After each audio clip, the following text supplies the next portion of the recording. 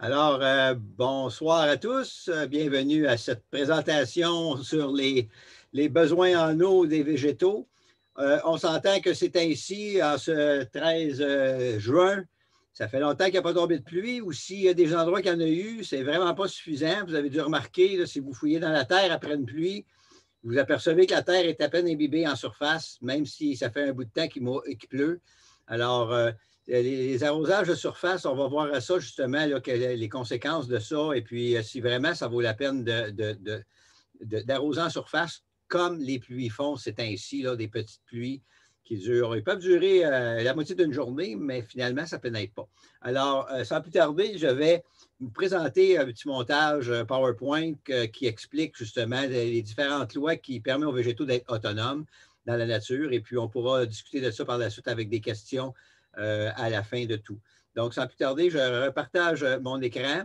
Et puis, on va débuter tout de suite avec ce qu'il faut comprendre là, dans un premier temps, c'est la manière dont les végétaux font pour répondre à leurs besoins en eau. Okay?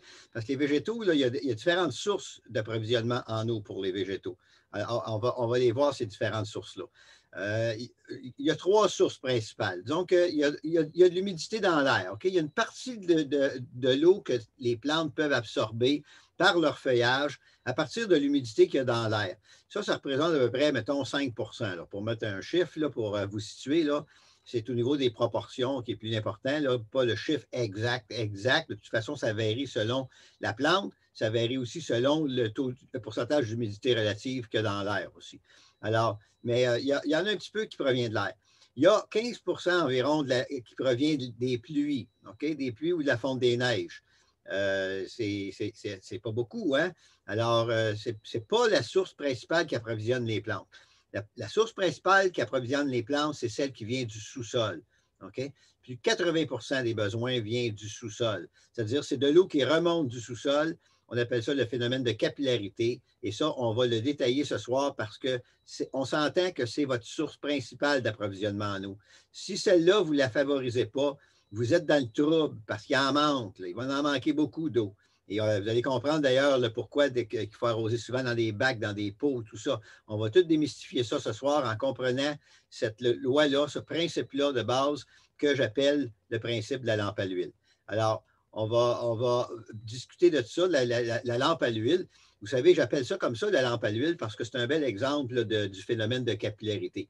Hein, pour ceux qui connaissent ça, une lampe à l'huile, disons que pour les gens de mon âge, on a déjà vu ça. Peut-être pour les plus jeunes, vous avez moins vu ça, mais vous en avez sûrement déjà entendu parler. En tout cas, bref, la lampe à l'huile, c'est une lampe qui a de l'huile dans la base. Il y a une mèche qui trempe dans l'huile et puis l'huile s'imbibe à travers la mèche. Elle défie la loi de la gravité, hein, parce qu'on s'entend que tout descend d'habitude. Mais là, avec une mèche poreuse, l'huile s'imbibe à travers la mèche et arrive à brûler en haut. C'est ça qui brûle dans la lampe. Okay? Ce n'est pas la mèche qui brûle, c'est l'huile qui monte et qui brûle en haut. Okay? La mèche sert de conduit, tout simplement. Et le phénomène qui permet à cette huile-là de monter, c'est le phénomène de capillarité. La capacité qu'a un liquide de s'imbiber à travers un matériel poreux. Okay? L'huile, c'est liquide. La mèche, elle est poreuse. Alors, la capillarité est capable de se faire. Alors, dans la nature, c'est la même chose. Okay? La Terre, là, c'est comme une immense mèche à l'eau. Okay? Ce n'est pas de l'huile qu'il y a, mais c'est de l'eau qu'il y a dans la base. Okay? Dans la base, on parle des nappes phréatiques, okay? La réserve d'eau souterraine. Et constamment, la Terre s'imbibe vers le haut grâce à cette source-là. Okay? C'est minime, on ne le voit pas, c'est microscopique. On appelle ça la capillarité parce que justement, c'est des capillaires, c'est fin, l'eau qui remonte d'une particule à l'autre. Alors, il faut que les particules se touchent et soient le plus rapprochées possible. Parce que plus les particules vont être distantes, retenez ça comme il faut parce qu'on va revenir là-dessus, là, plus les particules vont être distantes, moins la capillarité peut se faire. Plus les particules sont grossières, moins la capillarité peut se faire. Okay?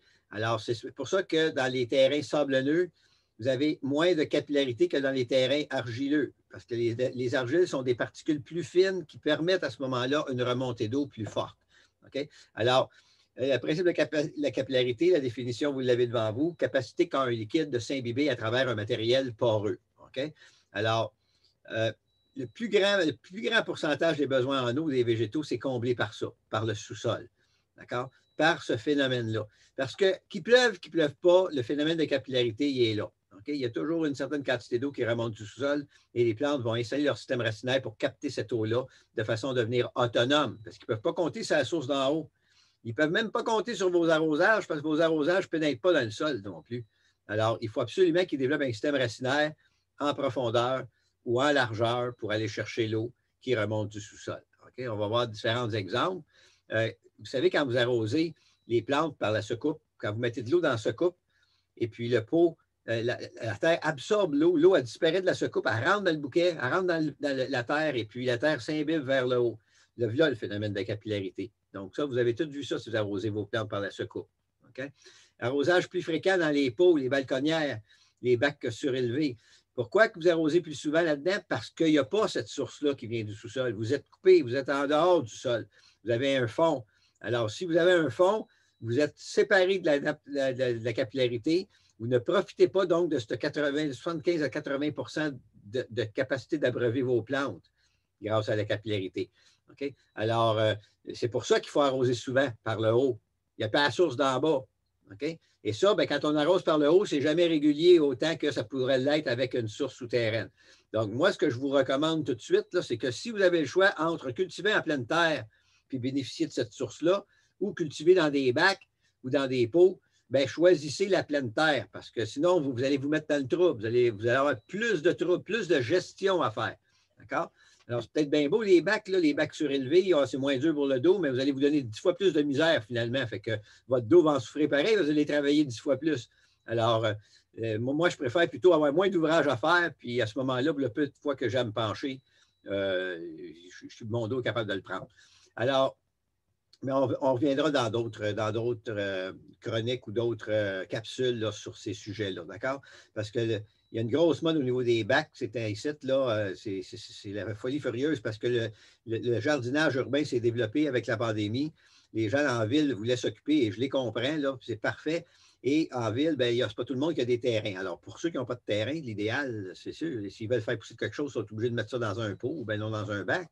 Mais cette mode-là, le marché a décidé qu'il l'étendait à tout le monde sans vous dire le trouble que ça peut vous apporter, par exemple. Okay? Parce que ce n'est pas la même affaire. Là. On n'est plus avec les mêmes conditions. Là. On a changé les conditions essentielles pour les plantes. Vous devez donc gérer plein d'affaires, dont l'arrosage. Okay? Et quand on arrose parce que c'est bien sec, puis que là, on inonde notre plant, ça crée des stress aux plantes. Ça. Et les stress amènent des maladies puis des insectes. Fait que là, finalement, tous les problèmes là, se répercutent un par-dessus l'autre, tout simplement parce que c'est tout rattaché ensemble, ces choses-là. Bon. Autre facilité à reconnaître le principe, c'est toujours difficile de faire pousser de la pelouse en dessous des arbres ou d'autres végétaux. Pourquoi? Bien, surtout des jeunes végétaux que vous implantez sous les arbres, là, si vous les alimentez pas en eau et pour qu'ils puissent profiter de faire leurs racines puis éventuellement devenir compétitifs avec les racines des arbres, vous allez les perdre ou ils vont végéter toute leur vie. Okay? Vous n'aurez jamais du rendement. Et encore moins avec la pelouse qui, elle, ne s'enracine pas profond. Okay? Donc, presque pas de racines. Et sous les arbres, ce n'est pas parce qu'il y a de l'ombre que ça ne pousse pas. S'il y a trop d'ombre, c'est sûr que ça ne poussera pas. Mais la plupart du temps, c'est parce que c'est un manque d'eau. Okay? Parce que bien souvent, il y a même la pelouse qui n'est même pas en dessous des arbres, qui est en dehors du panache des arbres, qui reçoit du soleil. Pourtant, en masse, elle va mal pousser. C'est parce qu'elle manque d'eau.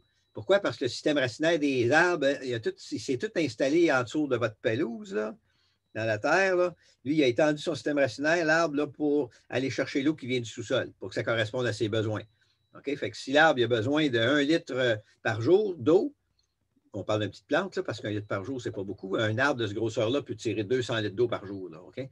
Alors, mettons pour le calcul, là, 1 litre d'eau par jour que la plante a de besoin, bien, si le sous-sol fait remonter de l'eau à raison d'1 demi-litre par jour par mètre carré de surface, il remonte 1 demi-litre là, par jour, la plante va devoir étendre ses racines sur 2 mètres carrés pour aller chercher son litre. Okay? 2 fois 1,5 litre. Alors, c'est comme ça que ça fonctionne. Fait que les arbres, pour avoir leur réserve d'eau, pour avoir leurs 200 litres d'eau par jour, il faut qu'ils étendent leurs racines sur une grande superficie pour aller chercher leurs 200 litres qui remontent du sous-sol. Okay? Alors, en surface, les pelouses, oubliez ça, ils ne poussent pas. OK? C'est à cause de ça. Difficulté avec les végétaux plantés près des solages de maison. C'est un peu la même chose. Mais là, au lieu d'être des racines d'arbres qui puisent l'eau, c'est le drain qu'il y a dans le fond de la fondation. Hein, ils ont mis un drain avec du concassé en plus, donc des matériaux grossiers, comme je vous disais tantôt. Plus les matériaux sont grossiers, moins il y a d'eau qui peut monter. D'accord? Alors, si en bas, il y a un drain et il y a des matériaux grossiers, c'est pour empêcher l'eau de venir au niveau de votre plancher du sous-sol et créer de l'humidité. Alors, la remontée d'eau est coupée avec ça. Quand elle est à couper, bien là, vous qui cultivez 4 pieds plus haut, oubliez ça, l'eau ne se rend pas. Hein? Vous êtes sur le bord du solage à la maison, en plus de ça, le soleil plombe là, il fait sécher le peu d'eau qu'il peut avoir en surface. Si vous ne travaillez pas de paillis, vous êtes dans le trouble encore plus. Puis en plus, quand il pleut, il y a une gouttière, bien souvent qui amène l'eau ailleurs que là où il faudrait qu'elle tombe. Ça fait que demandez-vous pas si ça ne pousse pas vos plantes sur le bord du solage, c'est à cause d'un manque d'eau. OK? Pas rien d'autre.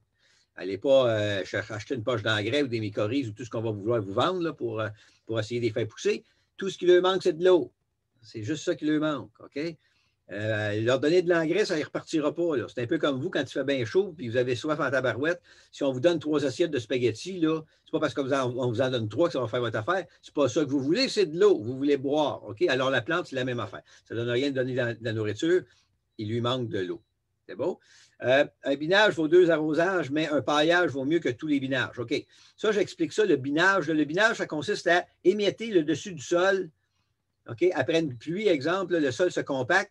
Fait que ça, on passe une binette, là, on gratouille le dessus du sol pour ameublir le sol en surface. Puis on dit que ça vaut 2 arrosages, c'est parce qu'on coupe la mèche. L'eau, elle remonte, là, elle, là.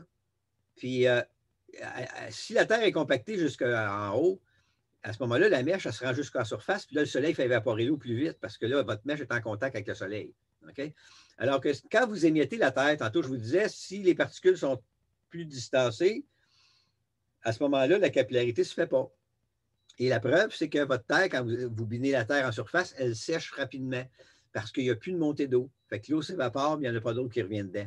OK? Parce que là, vous avez cassé la possibilité à la capillarité de pouvoir aller dans la terre qui est ameublée sur le dessus. OK? Alors ça, c'est pour ça, ça vient de là l'expression un binage vaut 2 arrosages. Je ne sais pas si vous avez déjà entendu ça, mais ça se disait, ça. Là. Puis c'était un fait qu'à quelque part, au moins en binant comme ça, vous évitiez de perdre trop d'eau qui remontait du sous-sol. Mais si vous paillez, vous n'avez plus de binage à faire, pas d'ouvrage, puis ça fait la job mieux que les binages. OK? C'est-à-dire qu'à quelque part, le paillage va empêcher l'humidité de sortir de terre, mais en plus, vous allez aller chercher une protection contre la croissance des mauvaises herbes, vous allez régulariser la température du sol, vous allez diminuer l'évaporation. Et aussi, c'est que la prochaine pluie qui va tomber, qu'elle soit forte, pas forte, votre terre ne se compactera plus pareil comme lorsqu'on n'a pas de paille. Donc, le paillage, c'est la base même de la réussite dans nos cultures. Lorsqu'on paille avec un paillis adéquat, par exemple, pas n'importe quoi, c'est pas parce que ça s'appelle paillis que ça fait toute la job. Okay? Il y a des paillis qui vont nuire à votre culture dans bien des cas. On pourra voir ça si on a le temps là, un peu plus tard. Okay? Alors, on remarque que plus les particules de sol sont grossières, moins bonne va être la remontée d'eau par capillarité. D'ailleurs, les ingénieurs qui bâtissent des routes, puis nous autres, les paysagistes qui faisaient des aménagements paysagers avec de pavés unis, puis tout ça, là, qu'est-ce qu'on faisait? On mettait sous le pavé, avant, il fallait faire une fondation qu'on appelait une fondation en sable et en pierre concassée 0,3. C'était dans quel but? C'était dans le but de mettre des matériaux grossiers qui ont une faible capillarité ou pas de capillarité pantoute. À ce moment-là, l'humidité du sous-sol ne pouvait pas se rendre en dessous du pavé uni ou en dessous de l'asphalte dans le cas des chemins. Et quand il arrive le froid, geler bord en bord, puis tout déformer le chemin parce que c'est l'eau à gonfle. C'est ça qui déforme les chemins, qui fait casser l'asphalte, etc.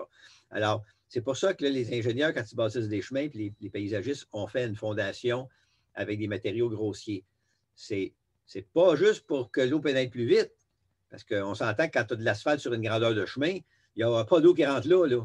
À part que tu auras les accotements, mais l'asphalte, c'est étanche, là. Alors, c'est pour empêcher l'eau de remonter qu'ils font une fondation comme il faut en dessous. OK? Alors, pour stopper la capillarité, pour éviter qu'il y ait une déformation du chemin. Ça va? Alors, ça, c'est important de comprendre ça.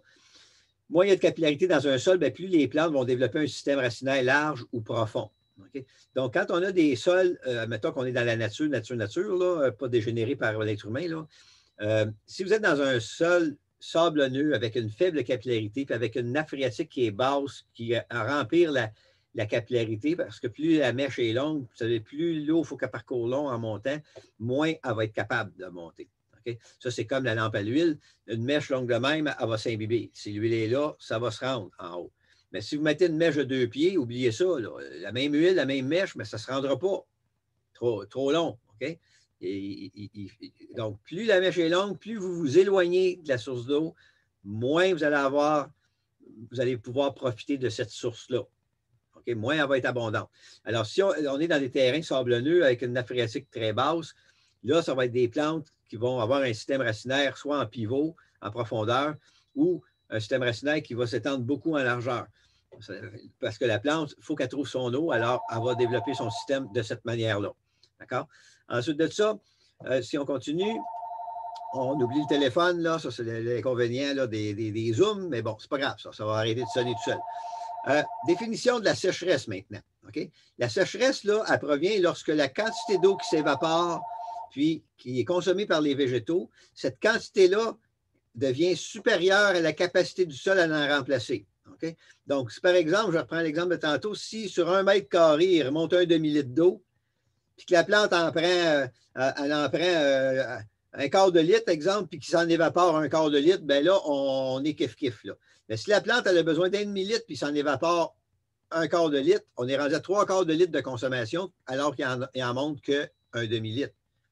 On a une carence, il en manque. Là, OK? Alors, qu'est-ce qui arrive? Bien, la terre, elle se sèche plus vite qu'elle est capable d'être compensée par le sol, par la capillarité. C'est ça la définition de la sécheresse. C'est lorsque la quantité d'eau qui est consommée est supérieure à la capacité de remplacement par le sous-sol, par la capillarité.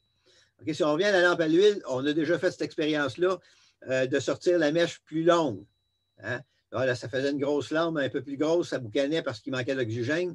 Mais bon, mais si on laissait ça comme ça, ça ne restait pas longtemps comme ça. Pourquoi? Parce que comme ça brûlait plus d'huile au départ, à un moment donné, là, il consommait plus d'huile que ce que la mèche était capable de pomper d'en bas. Okay? Alors, qu'est-ce qui arrivait? La mèche, elle séchait. Puis en séchant, bien là, elle brûlait. Là, c'est elle qui brûlait. Alors là, la mèche, elle brûlait, elle rapetissait, elle raccourcissait, jusqu'à temps qu'elle arrive à la longueur qui correspond à ce qui brûle versus ce qu'elle est capable de faire monter. Ça s'équilibrait tout seul. OK? Mais tant et aussi longtemps qu'il n'y avait pas cet équilibre-là, tant qu'il y avait plus d'huile qui brûlait que la capacité d'en remonter, la mèche s'asséchait. OK? Donc, la terre, elle s'assèche lorsque vous avez brisé cette source-là. OK? Quand cette source-là ne fournit plus. Donc, on va voir comment faire pour favoriser ça. Bon, oui, le phénomène, entre autres, se manifeste plus souvent dans les sols sablonneux. Pourquoi? Parce que les sols sablonneux ont une moins grande capillarité. Il y a moins d'eau qui remonte dans les sables. Il en monte, mais il en monte moins. Alors, s'il en monte moins, ben, ce n'est pas long qu'aussitôt qu'il y a de la consommation ou un peu d'évaporation, tout de suite, le sable il sèche. Hein? Vous dépassez le seuil d'équilibre plus rapidement dans un sol sablonneux. Fait que raison de plus pour travailler avec des paillis, puis raison de plus aussi pour ne pas faire des buttes, pas vous remonter. Sinon, vous rallongez la mèche, puis vous vous ramassez encore avec plus de problèmes, dans le sens que là, il y aura encore moins d'eau qui va se rendre. OK? Alors, selon vous, est-ce que ce que je viens de vous expliquer, c'est vrai? Ben moi, je le sais que c'est vrai. OK? Fait que là, vous ne pouvez pas me répondre, là, mais moi, je le sais que c'est vrai. Ça fait des années que je travaille avec ça et je m'en rends compte que cette loi-là de la capillarité explique tout. OK? C'est comme ça que ça se passe. Les plantes de ces temps-ci vont chercher leur eau par capillarité depuis qu'il ne pleut pas. Mais comme il fait très chaud, là, il y a beaucoup d'évaporation. OK? En plus de ce que les plantes ont besoin. Donc là, à un moment donné, la capillarité finit par pu fournir suffisamment. Et c'est ce qui se passe actuellement. Alors, on va voir comment repartir cette source-là parce que ça reste celle-là qui est la plus importante pour vos plantes. Ça va? Alors, est-ce qu'on fait tout pour l'utiliser à notre avantage? Ce principe-là, si vous voyez que c'est vrai, là, ce que je viens de vous dire, est-ce qu'on arrive à tout faire pour que l'utiliser à notre avantage? Est-ce que, premièrement, quelqu'un vous en avait déjà parlé? C'est la première question que je devrais vous poser. Bien souvent, les gens disent non, on ne nous a jamais expliqué ça comme ça. Ben, c'est un fait. Moi, en tout cas, je n'ai jamais entendu parler par les professionnels en horticulture ou en jardinage. OK? Ce principe-là, il est négligé. Pourquoi? Parce qu'en quelque part, on vend des systèmes qui arrosent en surface, puis on se fout de ce qui se passe par en dessous de la terre. On n'en tient pas compte alors que c'est là qu'est le secret. C'est là qu'est la réussite. Alors, vous allez voir, ça fait toute une différence quand on travaille de cette manière-là. Moi, je ne changerai jamais de façon de faire depuis que je connais cette loi-là. La loi de la lampe à l'huile que j'appelle, qui est une des 8 grandes lois que j'explique dans mon petit livre ici, là, 8 principes naturels pour cultiver sans effort.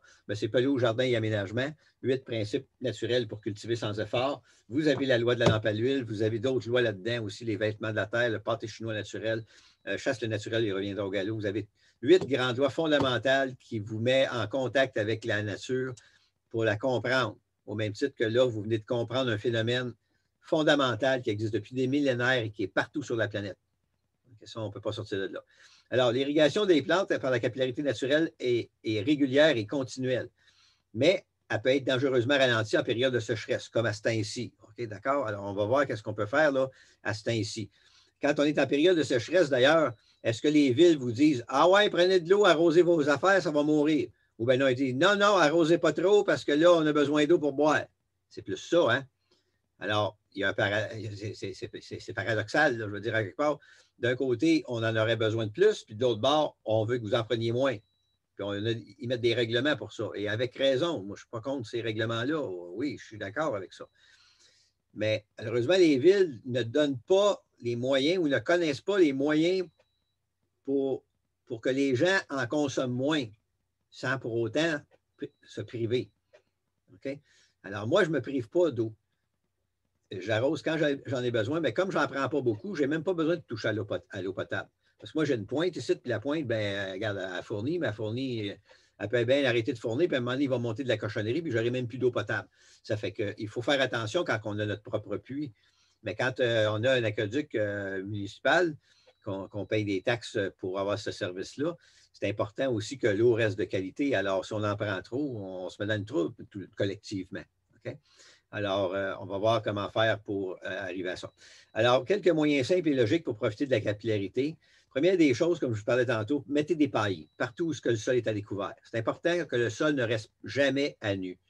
Ça, c'est la loi des vêtements de la terre. Une autre loi là, que je détaille dans le livre, là, une loi hyper importante qu'on transgresse allègrement dans nos pratiques de culture. On laisse la terre à nu. Ah, c'est beau. On passe le sarcleur là-dedans, la pioche, la binette, tout ce que vous voulez. Vous passez votre temps dans le jardin en train d'entretenir, alors que la nature, elle, n'a pas besoin de toucher à rien, puis tout va bien. Alors, si vous voulez aller vers de la culture plus qu'on appelle voyons, je cherche le nom. Hein. En tout cas, ça va me revenir là, moi, quand je commence à chercher les noms. Là. La permaculture, voilà. Bon, la permaculture, c'est une technique qui cherche à copier la nature puis d'aller vers le moins de travail de sol possible, tout ça.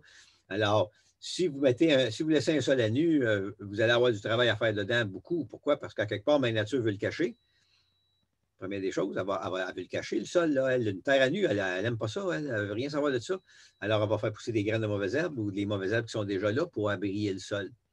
Puis là, ben, vous détruisez ça parce que vous en voulez pas de ces plantes-là. C'est des plantes indésirables. On ne devrait pas les appeler des mauvaises herbes, là, mais c'est des plantes indésirables. Fait que là, qu'est-ce que vous faites? Vous les scrapez encore pour remettre la terre à nu. Puis Mère Nature, elle recommence à vous en faire pousser parce qu'elle veut cacher le sol. Puis vous recommencez à détruire ce qu'elle est en train de faire. Qui va gagner? Vous allez vous battre longtemps contre Mère Nature. Bonne chance. OK? Si vous avez le courage de le faire, puis vous trouvez ça le fun, piocher, là, puis biner, puis travailler votre terre, ben, bravo, mais dites-vous que vous allez à l'encontre de la loi, du gros bon sens, de la logique environnementale. OK? Et ça vous amène toutes sortes d'autres problèmes. C'est bien le fun, là, à piocher, mais si vous êtes obligé d'arroser 3-4 fois plus souvent, puis que vous perdez votre matière organique, puis êtes obligé de mettre 3 tonnes de compost à tous les ans parce qu'à quelque part, elle s'est perdue par le vent, vu que votre terre est à nu. Le vent ou la pluie, les pluies fortes qui apportent la matière organique quand ça coule, quand ça ruisselle. C'est libre à vous, là, mais à quelque part, vous attirez des ennuis si ça, c'est pas respecté. Alors, on utilise des paillis partout, mais pas n'importe quels. Lesquels? Ben, les paillis que vous allez choisir se doivent avoir ces qualités-là. Premièrement, il faut que ce soit des végétaux. Okay, des histoires de pierres concassées ou de géotextiles ou du plastique comme paillis, ce n'est pas adéquat. Vous n'irez pas chercher les avantages d'un paillis, de tous les avantages d'un paillis. Ressembler le plus possible aux végétaux sur lesquels vous l'appliquez. Ça, c'est hyper important, ça, ici, ce que je vous ai écrit là. OK? Parce que les végétaux de la nature se nourrissent de leur propre feuillage. Hein. Un érable dans le bois qui perd ses feuilles, les feuilles tombent à ses pieds. Ça fait un paillis qui protège la vie dans la terre, puis le compost qui est en dessous. Et par la suite, lorsque les années suivantes, il y a d'autres couches qui tombent par-dessus, les vieilles feuilles qui servaient de paillis deviennent le compost. Ils se transforment en compost et le compost nourrit quoi? Il nourrit l'arbre, le même arbre qu'ils avaient fait quelques années avant. Okay? Donc, les érables se nourrissent de leurs feuilles. Les conifères se nourrissent de leurs aiguilles, c'est le même principe. Okay? Et les plantes herbacées, tout ce qui ne fait pas de bois, comme vos légumes dans le jardin, puis les fleurs vivaces, annuelles, etc., se nourrissent dans la nature de plantes herbacées. La prairie sauvage, l'herbe qui est dans la prairie, là, à l'automne, elle écrase au champ, avec la neige. Au printemps, c'est tout jaune au sol. La prairie va sortir au travers. Et toute cette herbe-là qui est au sol, elle va se décomposer, elle va devenir la nourriture de la prairie et la prairie n'a pas besoin de rien d'autre. Elle se nourrit par elle-même. C'est ça, vous le constatez quand je vous le dis. Là. Hein? C'est ça qui se passe. Alors, il faut que le paillis ressemble aux plantes sur lesquelles vous le mettez. L'idée, ce n'est pas, exemple, vous voulez mettre du paillis autour de vos plants de tomates, mettre des feuilles de plantes de tomates. Non, vous n'êtes pas obligé d'aller jusque-là. Mais si vous travaillez avec un paillis d'herbe, soit de la pelouse, soit des plantes herbacées provenant des fossés, des plantes aquatiques, tout ça. Pissenlit, les feuilles de pissenlit, tout ce que vous tondez, là, même si vous tondez dans le champ, là, vous allez tondre du foin dans le champ vert, c'est de l'herbe. C'est un paillis de plantes herbacées, ça fait la job. Okay? Vous n'avez pas à trier, là, hop, ça c'est une feuille de trèfle, ah, ça c'est une feuille de pissenlit, ah, OK, ça c'est un petit poil de pelouse, je vais garder ma pelouse. Non. Ah ouais, tout ça fait un super de bon paillis. C'est mieux même que ça soit diversifié au niveau du partage des éléments nutritifs. Autre qualité aussi, il faut que ça se décompose rapidement. Pourquoi? Parce qu'il faut que ça devienne la nourriture de vos plantes si vous voulez aller chercher de l'autonomie. L'histoire d'avoir des paillis qui durent 10 ans, là, parce que ça ne se décompose pas, là, ça, c'est juste dans la tête de ceux qui veulent avoir de l'esthétisme et les compagnies qui veulent vous vendre des cochonneries qui n'ont pas rapport à l'environnement. OK? Je connais une compagnie qui a travaillé pendant des années, des chercheurs ont travaillé pendant des années à trouver la manière de minéraliser le bois. C'est un paillis de bois, c'est un paillis naturel, mais qui est teint, puis il est minéralisé. C'est-à-dire qu'en quelque part, il ne peut pas se dégrader. Fait que là, il est bon pour longtemps dans votre plate-bande. Ben, c'est ridicule. Comment vous allez nourrir vos plantes? Comment ils vont se nourrir, les plantes, s'il n'y a pas un retour à la terre? Hein? Ah, mettez du compost. Ben oui, mais où vous le mettez, votre compost, vous avez rempli votre plate-bande de paillis qui ne se décompose pas. Tu sais, ça n'a pas d'allure. Ça n'a pas d'allure. Ça ne tient pas la route. C'est un paquet de troubles pour rien, puis ça marche à l'envers de la logique environnementale. Ça va? Être disponible puis être peu coûteux, ça va ensemble. Être peu coûteux parce qu'on s'arrange toujours pour que ça coûte le moins cher possible. Là. Ça, c'est bien rare qu'on cherche à dépenser pour rien. Là. Et être disponible aussi. Mais ça va pas mal ensemble. Pourquoi? Parce que si ce n'est pas disponible, ça va devenir plus cher. Donc, exemple, si vous décidez de prendre la paille que les agriculteurs produisent, il y en a sur le marché de la paille, mais il y a une limite à avoir de la paille parce qu'elle est utilisée par les agriculteurs, elle est utilisée par les producteurs de fraises. Et si vous mettez à prendre la paille, puis que tout le monde se met à prendre la paille comme paillis, qui est quand même raisonnable au niveau de ses qualités, là, à un moment donné, elle va être rare, la paille. Puis là, quand elle est rare, ben, le prix augmente. Fait que là, les agriculteurs ne sont pas contents, puis ni les producteurs de fraises, il faut qu'ils payent le paille plus cher parce qu'il y a trop de monde qui en prennent. Donc, ça, ici, moi, j'ai essayé de trouver des paillis qui pouvaient être disponibles facilement, puis être peu coûteux ou ne rien coûter même. Ensuite de ça, ben, c'est ça. Finalement, les feuilles des arbres, OK, hachées. Vous voyez, dans les allées là, de deux rangées de plants de tomates, ça fait quelque chose de propre. Puis en dessous, il y a du paillis d'herbe dans les rangs de tomates. Pourquoi? Parce que les plantes de tomates, c'est des plantes herbacées. Alors, j'ai mis un paillis d'herbe. Mais partout, le sol est couvert. Partout, le sol est protégé. Alors, j'ai moins de pertes par évaporation. Fait que l'eau qui remonte du sous-sol, bien, elle sert bien plus aux plantes que de partir en vapeur parce que le sol est trop chaud, parce que le soleil plomberait direct dessus. Okay? Alors, j'ai besoin de beaucoup moins d'arrosage. C'est très rare que je vais arroser, même en temps de sécheresse comme là présentement. Okay, ici, on voit encore un paillis de feuilles entre du persil et des patates. Paillis de feuilles dans un aménagement paysager qui a été mis au printemps par-dessus le vieux feuillage des fougères puis de ces plantes-là. Tout le feuillage était mort, était collé au sol. Et moi, je ne fais pas le ménage d'un plat de bande. Là. Je n'enlèverai pas le feuillage qui nourrirait la même plante. Dans la logique environnementale, il n'y a rien de meilleur que des feuilles de hosta pour nourrir des hostas ou des feuilles de fougères pour nourrir des fougères. Alors, j'écrase le feuillage au sol tôt au printemps, mois d'avril, et puis j'étends les feuilles à grandeur, ça va bien, il n'y a pas de plante de sortie, fait que je peux étendre ça facilement. Je marche partout dans ma plate-bande. Ah ouais, balaye ça à l'épaisseur voulue, entre 1,5 à 1 pouce d'épais maximum. Et puis, bingo, ma plate-bande est entretenue pour le reste de l'année. Okay? Je n'aurai pas de mauvaises herbes. Les vieux feuillages vont se décomposer, vont nourrir mes plantes. Je n'aurai pas à mettre de l'engrais, du compost, toutes sortes d'affaires, même des mycorhizes. Pourquoi? Parce qu'à quelque part, je travaille avec la matière organique qui correspond à leurs besoins. Fait que ce qui va se développer, ça va être les bonnes mycorhizes qui vont décomposer. OK? Alors, je n'ai pas besoin d'en acheter des mycorhizes. Les mycorhizes, là, il y en vend sur le marché, là, puis c'est formidable, les mycorhizes. Eh bien, hey, ça fait des milliers d'années que ça existe des mycorhizes, là, puis ça se crée tout seul. Il s'agit juste de travailler avec les bons ingrédients, puis les mycorhizes vont se créer tout seuls. C'est sûr que quand on vous fait mettre un paillis de cèdre, qui provient de conifères, puis là, vos plantes herbacées, qui sont les vivaces, tout ça, bien, ils végètent.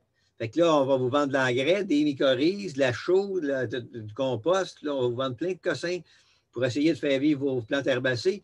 Qu'est-ce qui défait votre plate-bande? Qu'est-ce qui vous oblige à tout acheter ça? C'est parce que vous avez acheté du paillis de cèdre. Ce n'est pas le bon paillis. OK, on continue parce que là, je suis rendu dans une autre conférence. Mais les paillis, c'est important. OK, puis travailler avec les bons. L'herbe coupée, la même chose. Toutes les plantes herbacées coupées. Vous voyez ici dans le jardin, plantes herbacées coupées, posées vert, fraîchement tondues pour que ça s'étende bien. Puis après ça, ça vient jaune doré, c'est stable, ça reste là. Puis dans les allées, ben là, je ne l'avais pas mis encore, mais c'est du paillis de feuilles que je mets dans les allées. C'est bon? Vous voyez, paillis d'herbe entre les oignons et betteraves. Donc, je n'ai pas d'entretien. Les aiguilles aussi peuvent être gérées, entre autres, dans des allées, dans vos aménagements, dans les allées, ou encore, vous voyez encore ici dans les allées, ou derrière, je ne les ai pas. OK, parce que je n'ai pas mis ces photos-là, mais autour des arbres qui ont produit les aiguilles aussi. Si vous avez un pin ou un épinette sur votre terrain, puis en dessous, de toute façon, votre pelouse ne poussera pas bien, vous allez vous battre tout le temps. Bien, à la place de ça, faites-vous un beau cercle, un beau grand cercle là, de 10 pieds s'il faut, ou 15 pieds, et disposez vos aiguilles là. Mettez vos aiguilles là, ça va vous faire un beau paillis, un beau brun foncé, comme on voit là, et puis ça va être propre. Vous ne vous battrez pas à essayer de faire pousser de la pelouse là, ou est-ce que ça va être tout le temps clairsemé parce qu'il y a des trous, il va y avoir des trous, ils vont rester sur la terre, tout ça. Et l'arbre va retrouver ses aiguilles, va pouvoir se nourrir à ce moment-là de ses aiguilles. Sinon, ça fait 50 ans que vous avez un arbre sur votre terrain, puis ça fait 50 ans que vous enlevez les feuilles parce que vous voulez sauver la pelouse en dessous qui n'est pas belle de toute façon. Il se nourrit de quoi, votre arbre, depuis 50 ans, s'il n'y a pas de retour à la terre? Fait que demandez-vous pas pourquoi ça fait que des fois, on perd un arbre, il y a une branche qui meurt, les insectes viennent le piquer, etc. Des taches noires sur les feuilles. Bien, tout ça, c'est des indices que l'arbre est en train d'affaiblir puis que la nature est en train de le donner à manger à d'autres êtres vivants, qui sont les insectes et les maladies qui ont le droit de vivre eux autres aussi. Alors, pourquoi? Parce qu'il n'est plus à sa place, il ne se nourrit plus, il ne trouve plus la nourriture qu'il a besoin. Fait qu'à ce moment-là, la nature va le clairer de là pour mettre une plante ou des plantes qui sont adaptées à cette situation-là. Mais si ce n'est pas ça que vous voulez, il faut comprendre comment faire pour le garder, votre arbre, en lui donner des conditions qu'il faut. Ça va vous faire moins grande pelouse aussi, puis vos aiguilles vont être gérées. Ça va? Alors, prioriser les couvre-sols compacts aussi, parce qu'on peut travailler pour cacher le sol, on peut travailler avec des plantes mortes, qu'on vient de voir, les paillis, mais on peut travailler aussi avec des plantes vivantes. Et c'est plus intéressant. Bon, les couvre-sols compacts, comme on voit ici, c'est une pelouse de trèfle, avec d'autres herbes dedans aussi, parce que juste du trèfle, c'est pas bon, quand même si c'est une bonne plante. Une monoculture, c'est jamais bon, peu importe la bonne plante, là. Alors, un mélange de trèfle nain blanc avec de la fétuque, probablement, là, de l'herbe pour gazon, là, ou d'autres plantes, d'autres graminées. Et puis, ça, c'est à Val-d'Or, en zone 2, ça, là. Ça réussit bien, le trèfle, là-bas aussi. Vous voyez ici la juga ou du bugle rampant. Il y en a qui sont à feuillage bronzé. Celui-là, c'est un beau qui est à feuillage à 3 couleurs, vert, beige et rosé. Ça fait super beau, ça se donne une floraison bleue au printemps. Et puis, on n'a pas besoin de tondre ça, à part que de passer pour couper les têtes de fleurs quand la floraison est finie, mais le feuillage reste bas. Alors, on peut cacher le sol avec ça au lieu d'essayer de se battre à faire pousser de la pelouse. Là, si on va dans le plus haut, Rudbeckia fulgida, qui peut venir 20-24 pouces de haut, ça vous fait un beau massif avec un épais feuillage qui empêche justement le soleil de plomber sur le sol et faire évaporer trop d'eau. Okay? Alors, ça, c'est important. Fait qu'entretenir la capillarité, prévenir la perte d'eau qui provient de la capillarité, c'est hyper important. Alors, comment l'entretenir, cette capillarité-là, si quand même elle s'affaiblit, parce qu'avec le besoin des plantes, puis la chaleur, puis à force de ne pas en recevoir d'en haut, c'est évident qu'à quelque part, la terre s'assèche, et plus elle s'assèche, moins la capillarité peut se rendre. Moins la capillarité peut se rendre jusqu'aux racines. Okay? Fait que là, il y a un ralenti qui fait que là, votre plante tombe en souffrance. Puis si vous arrosez là, ça ne donne rien. Ce n'est pas là qu'il y a le problème, c'est ici, okay? En dessous de la terre.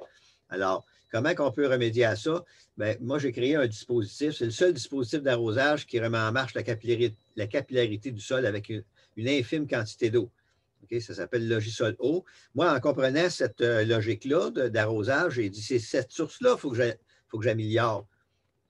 En haut, ça ne me donne rien. Je vais perdre mon temps à arroser. Je vais gaspiller de l'eau. Jamais mes barils d'eau de pluie vont fournir quand j'arrose la surface. Ça ne pénètre pas. Il n'y a pas de racines qui sont là. Pourquoi je ferais ça? Pourquoi je me donnerais tant de troubles pour supposément arroser puis m'en aller dans la maison en disant mission accomplie, j'ai arrosé. Mais finalement, la plante est encore en train de souffrir parce qu'elle n'a pas d'eau ici, là. Okay? Fait que le lendemain, elle vous en demande encore, c'est sûr, elle n'a pas eu sa source. Puis on recommence à en mettre là. Ça ne marche pas, ça. Alors, moi, j'ai créé un dispositif comme ça, très simple, très éco-responsable d'ailleurs, que vous pouvez fabriquer en partie. Là, le morceau du bois, vous pouvez le faire vous-même avec des pots de yogourt. Et le couvercle grillagé, il a été conçu pour aller chercher plein d'avantages, comme au niveau de l'esthétisme, au niveau de la sécurité, parce que si vous mettez le pied dessus, vous ne vous casserez pas une cheville dans un pot qui est ouvert. La durabilité, parce qu'il est en plastique traité UV. Et les rebords aussi, pour quand on arrose, on n'a pas besoin de se pencher pour arroser avec pas de bec au bout de l'arrosoir. Direct là-dedans, ça rentre à plein. Et le rebord extérieur, c'est pour retenir le paillis dans vos plates-bandes. Okay? Alors, ça s'installe un peu comme ça. Là, il n'y a pas besoin d'avoir de l'herbe ici. Ça peut être un paillis à place. Et puis, alors, on verse de l'eau. Pas besoin de bec non plus. Là, le dessin, il y en a un, mais il n'y a pas besoin. Alors, on verse l'eau dans le pot qui est perforé dans le bas. Et l'eau, à ce moment-là, va sortir pour irriguer là où sont les racines. Pas besoin d'irriguer en haut, ce n'est pas là qu'il en a besoin, c'est ici en bas. Alors, 100% de l'eau que vous avez mis s'en va à la bonne place. Okay? Ensuite de ça, OK, il y a une autre image ici. Bon, ensuite de ça, c'est qu'en mouillant cette zone-là, ça vous permet de repartir la capillarité du sol. La fameuse capillarité qui avait été ralentie, là. OK? Désolé, j'ai été distrait, là, mon fils vient de rentrer, puis je ne savais pas qu'il s'en venait. Alors, c'est ça qui est important, c'est que là, en humectant cette zone-là, vous venez de repartir la capillarité. Okay? En mouillant ça, cette zone-là, c'est là qu'il y avait une faiblesse. C'est là que la mèche n'arrivait plus à faire monter l'eau. Vous remouillez la mèche pour qu'à nouveau, la capillarité reprenne son rôle pour les jours qui suivent. Fait que vous n'êtes pas obligé de remplir le pot à tous les jours. Vous remplissez une fois, maximum 2, l'eau sort, s'en va irriguer la zone souterraine. Le pot se vide complètement en 30 secondes ou 2 minutes, 30 minutes, ça dépend de la porosité de votre terre. Il ne restera pas de l'eau là-dedans longtemps et ce n'est pas voulu pour qu'il en reste longtemps non plus. Le but, c'est de l'envoyer à la bonne place pour repartir la mèche d'eau souterraine. Et c'est l'eau souterraine qui va continuer à abreuver les plantes pour les jours qui suivent. Ça va?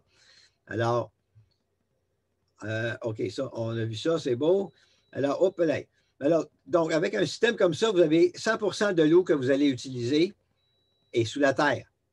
Vous n'avez aucun gaspillage par évaporation. D'accord? Il n'y a pas d'humidité en surface, donc il n'y en a pas d'évaporation. Vous allez avoir à ce moment-là aussi moins de mauvaises herbes, parce qu'à chaque fois que vous mouillez en surface, puis vous êtes obligé de répéter à chaque jour, m'amener à votre eau, à vos graines qu'il y a dans votre paillis ou sur votre terre, c'est bien évident qu'ils vont se mettre à germer. Si vous ne voulez pas trop désherber, arrêtez d'arroser la surface. Vous allez avoir moins de moisissure, moins de limaces aussi, parce que les limaces, ils aiment ramper sur un terrain qui est humide. Si votre terrain reste sec, votre paillis reste sec, les limaces ne viendront pas ramper là. 80% d'économie d'eau et plus, même ça va jusqu'à 100% d'économie d'eau, dans le sens que vous pourriez ne travailler qu'avec des barils d'eau de pluie, vu que ça n'en prend plus beaucoup. Vous savez, un baril d'eau de pluie, là, les grandeurs de barils d'eau de pluie habituels de 200 litres, vous êtes capable de remplir 200 dispositifs, comme vous avez vu tantôt. 200 dispositifs. Alors, si vous avez 30 à 50 dispositifs dans votre terrain, mettons 50 dispositifs pour arroser partout, bien, ça veut dire que votre baril d'eau va être capable de les remplir 4 fois, et ce, à tous les 2-3 jours d'intervalle de sécheresse, pas à tous les jours. OK? Fait que 2 à 3 jours, 3 jours fois 4 fois, ça veut dire que vous avez toffé avec un seul baril d'eau de pluie, vous avez arrosé votre cour pendant 12 jours de temps de sécheresse, sans avoir besoin d'eau trop que ça. C'est aussi simple que ça. Vous allez me dire, c'est pas beaucoup d'eau, mes plantes vont en manquer. N'oubliez pas une chose, c'est fait pour repartir la capillarité du sous-sol. Alors, l'eau que vous avez mis, là, ce n'est pas elle qui compte juste là-dessus, la plante. C'est parce que là, vous avez reparti la capillarité qui, elle, avait vos plantes. Tu sais, c'est un peu comme quand vous allez allumer le poêle à bois, si vous en avez un. Le poêle à bois, là, vous l'allumez avec une allumette, mais est-ce que vous comptez sur la chaleur de l'allumette pour chauffer la maison? Ou si c'est juste pour initier le feu qui va chauffer la maison? Bien, c'est pareil. Logisol eau, ça initie la capillarité pour que la capillarité fasse son travail pour les jours qui suivent. Ça va? Vous allez arroser beaucoup moins fréquemment à ce moment-là. Vous êtes capable même de faire autant vos fertilisations granulaires et liquides. C'est simplifié au maximum. Vous voyez ici, je peux vous le montrer, là. Alors, on fait simplement, les granules, on les jette dans le trou ici, ça tombe dans le bas du pot. Et à chaque fois que vous allez arroser, il y a un petit peu d'engrais qui va se dissoudre directement au système racinaire de vos plantes. Et comme il se vide complètement, l'engrais va sécher et va attendre votre prochain arrosage. D'accord? Ça va pour ça. OK. Ça va vous prendre beaucoup moins de temps. Ce n'est pas long à remplir des godets comme ça, là. Croissance incomparable aussi de vos végétaux. Pourquoi? Parce que là, vous avez favorisé la source par laquelle ils sont habitués de boire, puis qui est plus régulière que des arrosages par le dessus, où est-ce que c'est bien inondé, après ça, ça devient sec, bien inondé, bien sec, ou ça reste trop humide en surface parce que vous arrosez trop souvent, puis là, bien, vous vivez des problèmes de moisissure puis de maladies. OK? Coût d'acquisition accessible à tous, d'ailleurs. C'est un produit qui est fait au Québec, éco-responsable, qui coûte vraiment pas cher et, comme je vous disais, vous êtes capable de faire le premier morceau avec des pots usagés. Fait que ça vous revient encore meilleur marché. Donc, je vous invite à l'essayer. L'installation, vous voyez, c'est très simple. On enlève le paillis si vous en aviez déjà. Vous allez faire un trou avec ce que vous voudrez pour faire le trou, pour installer le pot, mais vous pouvez mettre un couvercle sur le pot, le couvercle de yogourt, pour le fermer le temps que vous l'installez pour pas qu'il tombe de terre dedans, le temps de remplir le pourtour. Là. OK? Vous enlevez le couvercle. Là, vous mettez le couvercle Logisol. Vous pouvez remettre le couvercle de pot de yogourt par-dessus le Logisol pour remplir de paillis. Et voilà, ça, la job est finie. OK, votre bidule est installé. Ça ne prend vraiment pas beaucoup de temps. Et il vous reste 5 à vider de l'eau là-dedans. Puis bingo, vous allez irriguer le dessous du sol, là où est le système racinaire du plant de bleuet. Ici, il y a de la roche dedans le grillage. On peut en mettre, mais ce n'est pas nécessaire. Mais vous voyez comment ça devient très discret dans un aménagement lorsque vous mettez ça, si vous voulez. Ça rend encore plus discret le dispositif et ça ne vous empêche pas de vider de l'eau dedans pareil. Alors, on le voit ici avec entre les tomates, avec un plant de basilic là, avec un paillis d'herbe aussi. Donc, le paillis d'herbe ne tombe pas dans le trou. Pourquoi? Parce qu'il y a le rebord, comme je vous montrais tantôt, qui retient. Ici, on a des aubergines. Alors, un dispositif irrigue 2 plants d'aubergines. Ici, on a des piments. On a 2 dispositifs. Ça irrigue 1, 2, 3, 4, 5 plants. OK? 5 plants de piments qui sont irrigués avec 2 dispositifs. Ça dépend vraiment de la disposition. Ici, vous avez 2 rangées de brocolis. Alors, les dispositifs sont entre les 4 plants. Fait que ça irrigue, encore une fois, ça irrigue à peu près 2 plants par dispositif. 2 à 3 plants par dispositif. Les talles de cocombe, c'est très exigeant en eau. Alors, le dispositif Logisol là, les courges, la même affaire. Ça s'installe partout dans le jardin puis dans les aménagements paysagers. Bon, et ça se fait avec l'eau de pluie. Hein? Ça devient encore plus rentable, comme je vous disais tantôt, parce que le Logisol eau ne prend pas beaucoup d'eau. Le problème avec les systèmes d'arrosage sur le marché, c'est qu'ils consomment énormément d'eau, puis ils ne la mettent pas à bonne place. Ils la mettent en surface. Fait que l'énormité de gaspillage d'eau, c'est incroyable tout ce qu'on envoie en évaporation dans le ciel par nos arrosages en surface de nos jardins et de nos aménagements. Okay? La pelouse, tu n'as pas le choix de la mouiller en surface, c'est là que sont les racines. Et c'est d'ailleurs pour ça que la plupart des systèmes d'arrosage ont été conçus pour arroser les pelouses. Parce que ça a toujours été un problème, la fameuse pelouse qui vient d'Angleterre, là, elle veut juste s'en retourner là. Pour la garder belle, on est obligé d'y donner de l'eau constamment. Alors, les systèmes d'arrosage avaient été faits pour irriguer les pelouses. Mais essayez pas d'irriguer un jardin avec ça ou avec un jardin ou des aménagements paysagers. c'est de l'eau en profondeur que ça prend pour eux. OK. Alors, où est-ce que vous pouvez prioriser ça? Bien, agriculture urbaine, dans les gros bacs, tout ça. Les jardins potagers, tous les jardins potagers, les aménagements qui sont en pente aussi. Vous allez aller chercher un double avantage parce que là, même quand vous arrosez en surface, l'eau ruisselle vers le bas tout le temps. Ça apporte votre paillis, ça fait descendre la terre, vous n'avez pas de paillis. Alors que là, avec ça, vous n'aurez plus ce trouble-là. Près des solages de maison, parce que pour ce que je vous ai expliqué tantôt, sous les arbres pour ce que je vous ai expliqué tantôt. Lors de la plantation des végétaux, à ce moment-là, vous pouvez mettre votre dispositif tout de suite à côté de la motte de racine pour que quand vous versez l'eau, que ça s'imbibe dans la motte de racine. Ça ne donne rien de mettre ça plus loin parce qu'il n'y a pas de racine plus loin pour l'instant. Alors, si vous voulez favoriser votre plante, vous mettez votre dispositif juste à côté. Moi, quand je plante mes plantes de tomates, c'est tout de suite juste à côté que je mets ça. Attendez un petit peu, là, j'ai... Ah, OK. C'est parce que je vérifiais, il y avait quoi qui me flashait dans l'écran, là. OK. Bon, ça, c'est dans les gros bacs de culture des villes, finalement, partout, sauf pour la pelouse, OK? Les gros bacs des villes, ça m'amène à vous parler de quelque chose. Ça, ici, le pot que je vous montre, regardez bien, il m'a arrêté le montage là, pour que vous puissiez mieux voir, là. Bon, fait que là, vous me voyez en gros, là. Vous voyez le pot en gros. C'est ça, vous reconnaissez ça, un panier suspendu. Il y a différents modèles, mais ce modèle-là, il est à favoriser. Il existe depuis longtemps. La compagnie a justement pensé à tenir compte de la source souterraine. Okay? Comme dans un panier suspendu, vous n'avez pas d'eau qui vient du dessous, mais c'est important qu'il y ait une réserve d'eau qui puisse se faire dans le panier pour à nouveau réimbiber la terre, comme tantôt je vous parlais là, lorsque vous mettez l'eau dans ce coupe. Mais ça, il y a comme une secoupe là, de au moins 3/4 de pouce de profondeur où est-ce que l'eau peut s'accumuler dedans. Okay? Et puis, il y a une rondelle comme ça, un petit disque que vous voyez, il y a une bosse, c'est un peu, moi, je vais vous le placer. Regardez, il y a une petite bosse dans le milieu, là. Ça va s'accoter dans le fond du pot et la terre, le terreau, à ce moment-là, rentre dans ça ici. Fait que là, il y a du terreau qui va jusque dans le fond. Autrement dit, le terreau qui est dans cette bout-là, là, tu as un peu, moi, le replacer, là. OK. Bon, le terreau qui est dans cette bout-là, il va toucher dans l'eau. Il va être dans l'eau directement.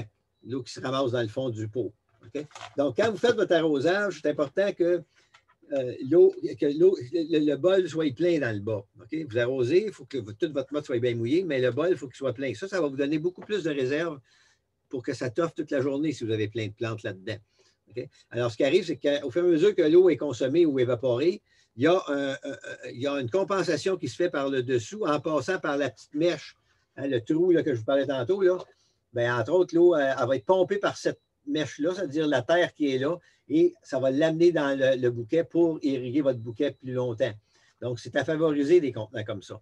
Les gros pots en ville, il y a des systèmes semblables aussi, certains modèles, mais pour eux, c'est un tuyau qui est à côté, fait que le gars qui vient arroser les gros pots, il ne fait que remplir le tuyau qui, lui, se rend au fond et il y a une réserve dans le fond du gros pot qui joue ce rôle-là de faire monter de l'eau parce qu'il y a de la terre qui descend, ici et là, jusqu'au fond du pot, là où est l'eau. D'accord? Fait que là, ça repompe l'eau vers le haut pour que le bouquet de fleurs puisse stoffer plus longtemps. Donc, ça, c'est important et ça montre justement le phénomène de capillarité, comment est-ce qu'il est réel. Alors, bien, dans les jardins, les plates-bandes, pour favoriser ce phénomène-là, il faut travailler sous la terre, puis le dispositif contribuait à ça. Okay? Alors, on va continuer. Donc, ça, c'est beau, on a tout vu ça. Mais mon Dieu, ça serait tout pour la présentation. On a fait le tour pas mal du sujet. Là, je vais prendre quelques questions, puis ça va être parfait. Là, je vais vérifier, il y en a déjà pas mal d'arrivées. Et puis, mais moi, je vous salue, et puis je vais prendre les questions en privé. Je vais arrêter l'enregistrement. Puis l'enregistrement va être sur YouTube ou sur ma page Facebook. D'accord? Alors, un petit peu là, que j'aille voir ça. Là.